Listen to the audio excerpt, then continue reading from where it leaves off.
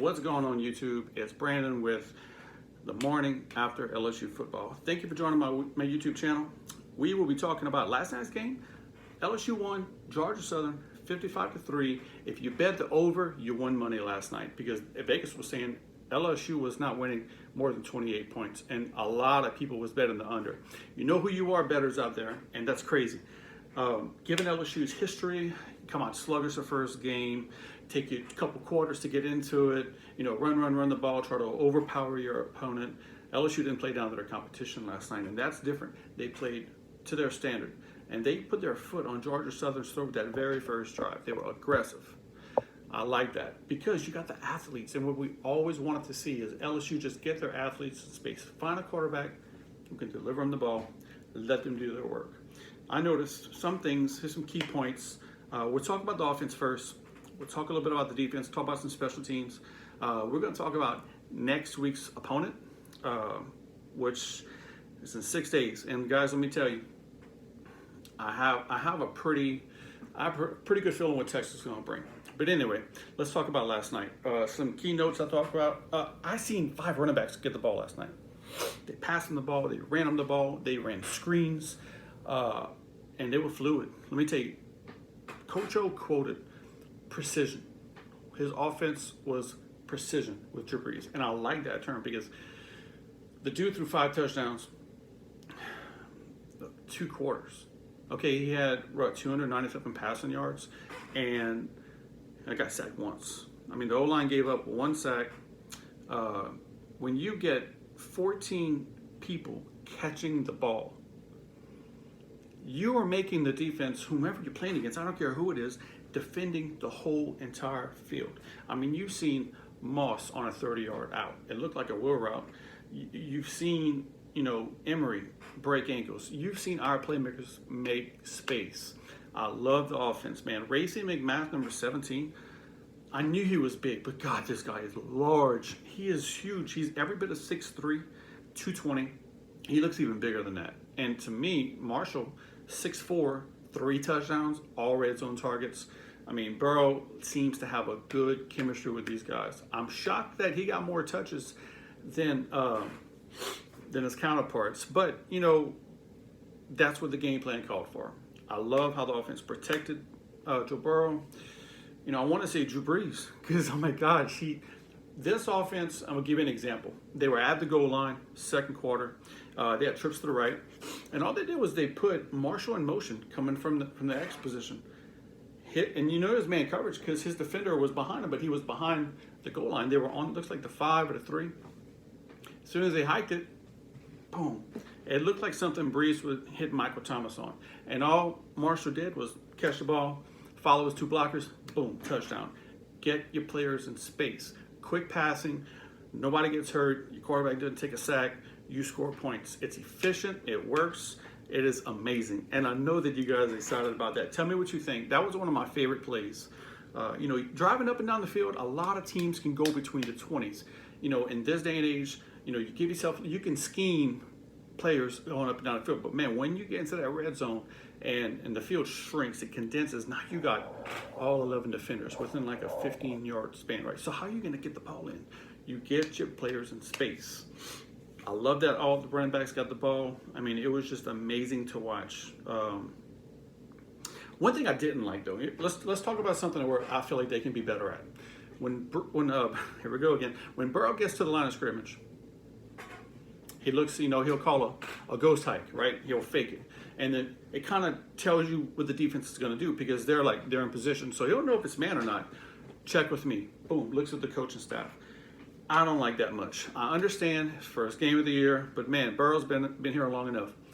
I'm thinking as the year goes on, the coaching staff is going to give Burrow more autonomy at the line of scrimmage, more decision-making, ability or whatever you want to call it, to call the plays, decipher the defense, and get them in the right position. Because right now, I can promise you, he's looking to the sideline, and Brady is sending down, audible, run it, pass it, whatever they got to do. But they were doing it with both Brandon and Burrow last night. And I'm hoping that over time they trust him enough to where he can just walk up to the line of scrimmage like a Drew Brees, visualize what he's looking at, and get everybody in the right position. Call the right play, and move the football. That's efficiency. I believe Burrow can do it. Tell me what you guys think. Do y'all think that is that a big deal, or is that just we're going to play it safe right now and let's put it in the coach's hands right now? Because listen, when you get to Alabama, when you get to Florida, when you get to A&M, all these tough teams, Auburn, these defensive, they're going to be faster than what Georgia Southern is. So are you going to have time? Are they going to disguise coverages against LSU? And how are we going to handle that adversity? So I'm hoping that Burrow's going to adapt to it. I know he can do it. He's done it before. I've seen him do it. Heck, the first game against Miami last year, all he did was audible to a left, a power left, and then they ran it. So, I think, once they get Burrow off this leash, I'm thinking it'll be better. Like I said, 5 touchdowns the first half, no interceptions. I think he had 4 incompletions, 5 incompletions. Who does that? Oklahoma? I mean, if he stays in, does he get 10 touchdowns? Does he get 500 passing yards? Does LSU score 100 points? If we don't take our foot off the gas and put in the backups, Coach O said, guns ablazing, we're going to roll. And I like that. I like that because we made a statement. I feel like the offense made a statement to the SEC and the national, the NCAA football world and said, hey, we're here. We've been talking about it all summer. We told you we were going to be. We're spreading the ball around. We got better athletes than you, and we're going to kick your ass. And that's exactly what they did. I was so impressed with that. I even went live on Twitter last night, and all I did was gloat for halftime about how awesome this is.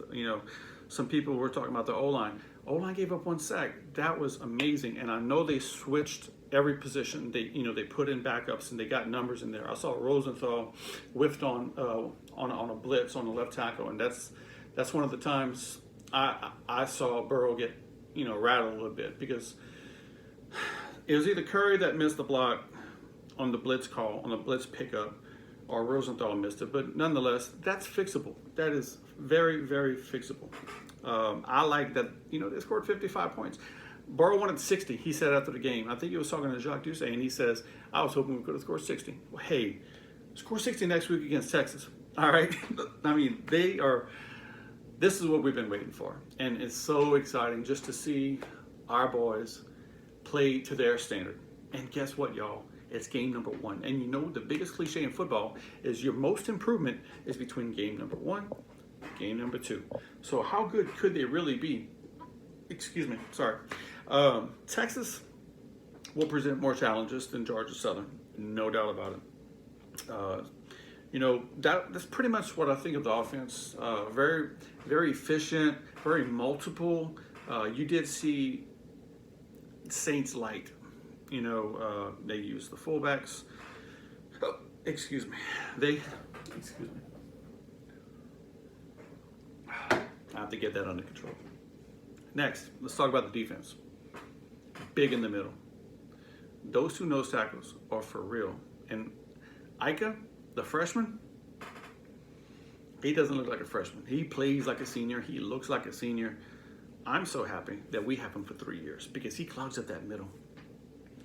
If this option team can't get yards in LSU running the ball, it's going to be hard for teams to run against LSU, because last year LSU gave up a lot of yards rushing. I want to say in between 160 and 200 yards rushing a game on average in the SEC, and that's not going to win you football games. You need to, if you hold that down, you beat Florida. If you hold that down, you beat A&M. Those were some of the holes, and it looks like they fixed that. They're very solid up front. They ran the 3-4 last night. 18 is a monster. We've seen shots on tackle. This dude is, it's almost upsetting and depressing that we lost him last year in the first game, but he is fast. He knocked that running back on that hit. I mean, he put him on his butt, and, which brings me to my next point. Y'all, the defense can tackle. The defense can tackle. Let me give you an example. Y'all watch Florida, Miami. Florida's DBU, them boys were missing tackles every other play. And I don't care that they were playing Miami. They looked like the Saints from 10 years ago. They were just swinging their legs around. 15 years ago, they don't wrap up. They try to hit them with the shoulder. They try to arm tackle. Florida's couldn't tackle. Florida's DBs looked pathetic. LSU last night, They wrapped up. They took him to the ground. They hit him, and they hit him, and they hit him. And every time they got the ball, they let him know, bitch, you are going down. And it was amazing. It was so good to see a team with speed, with depth. Assignment football. I mean, they played intelligent last night. They were not out of position very often. I might have seen one option play where they went longer than 10 yards. And that's okay. Out of all the defensive snaps they took, they didn't give up no touchdowns.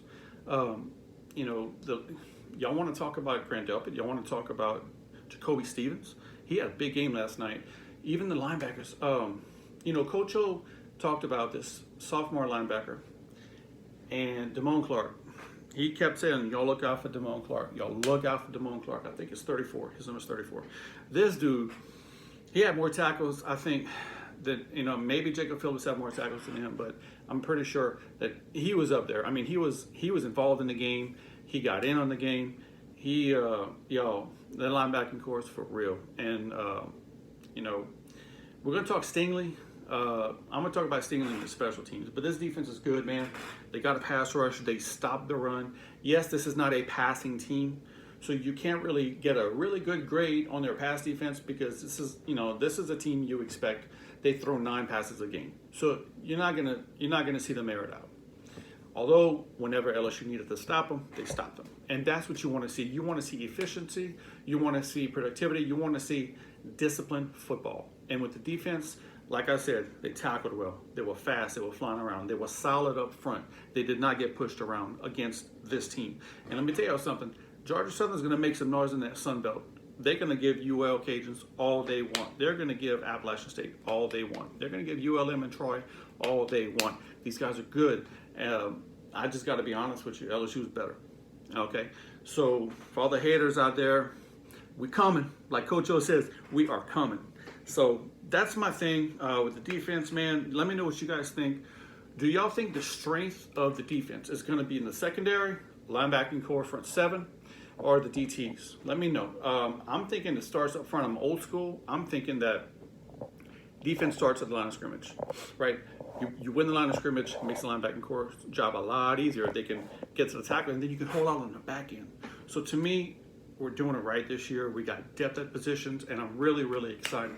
Let me know what you guys think. It's gonna come out. Let me know what y'all think about the defense. Let me know what's your favorite part of the defense. Who's your favorite player in the defense so far? Would you like most about it? What would you like to see moving forward, especially against Texas next week? Man, tell me this. Do y'all think Derek Stingley is the next Patrick Peterson? I mean, the first punt, the second punt, and possibly the third punt, the dude gets 20 yards, 30 yards, 35 yards on these returns, and he's holding on to the ball. They were popping him, and he was holding on to the ball. I mean, he's vision. He has the awareness level to where when that ball's coming down, he knows if he can run it. He knows where he's going before he catches the ball. He takes the ball in, and he runs. And his blockers were set up. I didn't see any illegal blocking. I didn't see any infractions on the special teams. A lot of times you're going to see first game jitters. You're going to see penalties. You're going to see inefficiency with the coach and staff. You're going to see when they get the defense off the field and they run the special teams back on the field. Too many people, 12 men in a huddle, not enough people. They got to send an extra gunner out on special teams because they forgot. I mean, you can see none of those hiccups last night. LSU looked so prepared on special teams. They looked like they practiced this for years. Now, keep in mind, this whole team, out of 22 starters, when you reference the offense and the defense, 16 of these players are juniors and seniors. So you have maturity, you have leadership and veterans, you have depth, which tells me people aren't jumping to the NFL so fast anymore, and they want to stay in. LSU is kind of grooming their players and developing their players, and that is so awesome to see. And I'm telling you guys, that's going to be the difference against LSU and Texas next week. We'll get to that in a minute.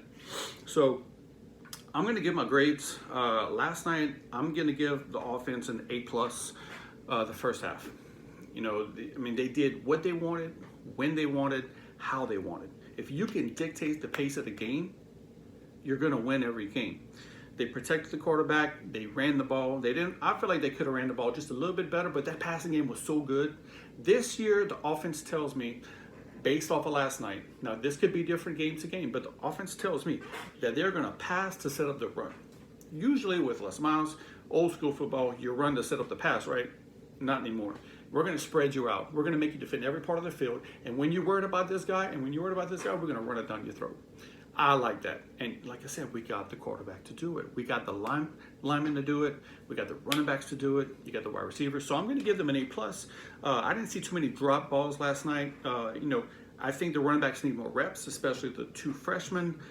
Their vision is going to get better in time. But, man, their first game out, they were balling, dude. Like, I was so excited to see what the running backs can do. So I'm going to give this O-line, these tight ends, quarterback, running back, receivers, I'm giving them all an A+. Is there any bias in that? Maybe a little bit. But when you score, 49 points in 2 quarters, and you have more touchdowns than the opposition has first downs in the first half. Let me say that again. LSU had more touchdowns in the first half than Georgia Southern had first downs in the first half. That is crazy. Okay, A+, no question about it. And I'm going to tell you right now, the defense got an A++. And I don't even think that makes any sense, but as good as the offense was last night, y'all, that defense came to play. That defense has some swagger. They were solid. They know they are good. They know that they're the shit, man. They know that they're going to take your heart, and they're going to tell you right now, I'm taking your lunch money. And that's exactly what they did last night. They said, you come to my place, I'm taking your lunch money, and you ain't scoring on me. And that's exactly what they did. Wasn't it amazing? These guys came out to play. They got an A++. They were fast to the ball, and let's get real. They tackled well. They were aligned. They were assignment. They played assignment football last night, so they really couldn't show anything or get after anybody. But you stopped the run, you stopped the pass, you tackled well. You didn't give up no touchdowns, and I think you gave up 97 yards all game, maybe a little more. But last I checked, that's kind of where they were. A++. Special teams, man. How about an A? We didn't give up any special teams touchdowns. We didn't make any special teams touchdowns, but we did kick field goals. And Cade York, I like him. Got a leg on him. Like him. He's a freshman. Let's hope he doesn't make any freshman mistakes in big games. I'd like to see him. If he's going to miss a kick here or there, let's do it against not Alabama. Excuse me. Not Alabama, not Florida. Not the games that really, really, truly matter where every single point matters. But special teams will give them a B. They did what they had to do. They were better than average. And that's what a B is. You're better than average. You're not the best. There's room to improve. And I think Stingley is only going to get better. No doubt about it. So, A+ for the offense, A++ for the defense, and a B for the special teams. I think coaching gets an A+. They called the right plays every play. You did not see LSU get out coached. And I'm sorry, I'm just going to say this. If Coach Miles was still here, and I love Coach Miles, but if Coach Miles was still here, it wouldn't have been like that. It would have been 30-14, 35-14. And it would have been all running touchdowns. And I don't think we would have had one passing touchdown. And that would have been ugly football. So here's another reason why the coaches got an A. To me, they were prepared. Coaches prepare players to perform. Put them in the right positions, call the right plays, get them prepared. Guess what?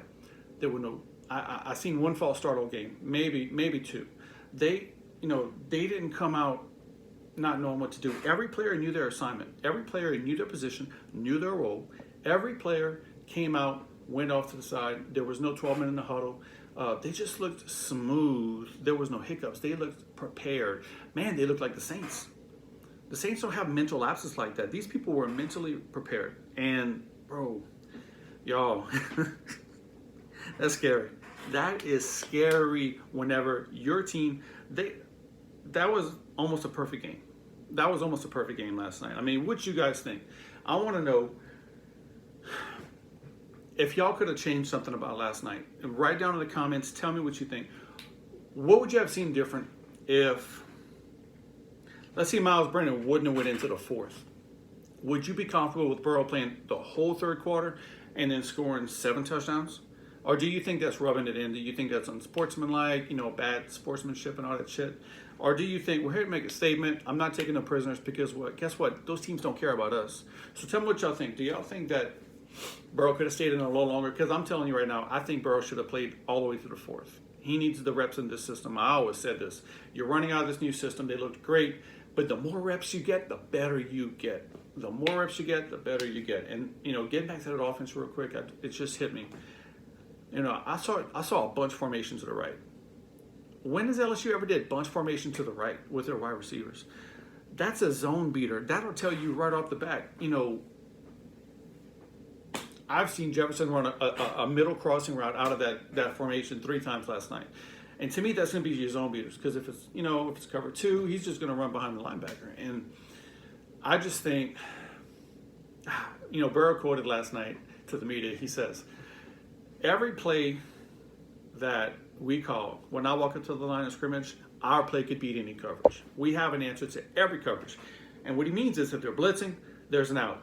If they're playing zone, he has a zone beater built into that play. If it's man coverage, he already knows where he's going. He's just protect the guy, protect him. Get the linebackers, the lineman to protect him. Those plays work. And it's just week 1, guys. Week 1. So I'm super excited, man. That's pretty much it.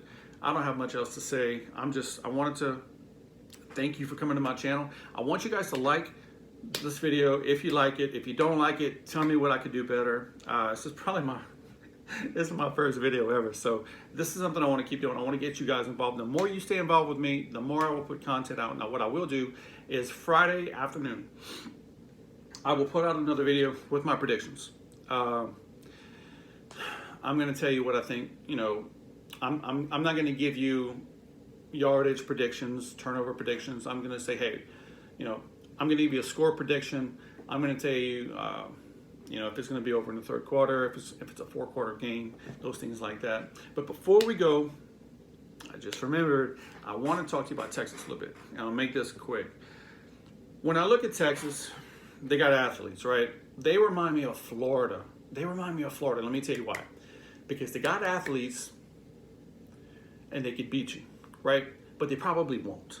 So what I'm saying is their quarterback is better than Florida's quarterback. Don't misinterpret what I'm saying. I'm looking at the athletes. They got linemen, right? They got big, fast wide receivers. They got nice running backs. They got a great quarterback. But here's where Texas is faulty. I think they're returning 3 starters back on defense. They lost a lot of people on defense, and they are young. They're super young on defense. Now, just on the eye test, yes, they beat the crap out of Louisiana Tech yesterday, but that's expected. You saw LSU's offense last night.